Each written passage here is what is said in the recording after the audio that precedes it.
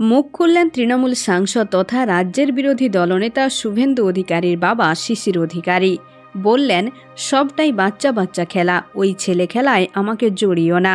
কিন্তু কেন এমন মন্তব্য করলেন শিশির বাবু?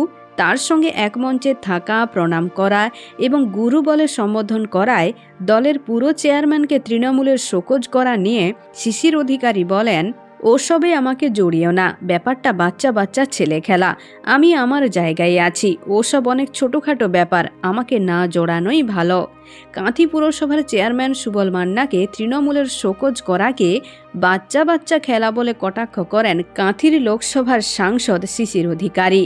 এরপরই ওতে আমাকে জড়িও না বলে বিতর্ক থেকে নিজেকে দূরে রাখারও চেষ্টা করলেন রাজ্যের বিরোধী দলনেতা শুভেন্দু অধিকারীর বাবা কাঁথি সাংসদ শিশির অধিকারী। ভগবানপুর উৎসবের পুরস্কার বিতরণী অনুষ্ঠানে এসেই এই মন্তব্য করলেন কাঁথির সাংসদ। তো বন্ধুরা, এখন এ পর্যন্ত। আবারও দেখা হচ্ছে রাজনীতির পরবর্তী আপডেট নিয়ে। ধন্যবাদ।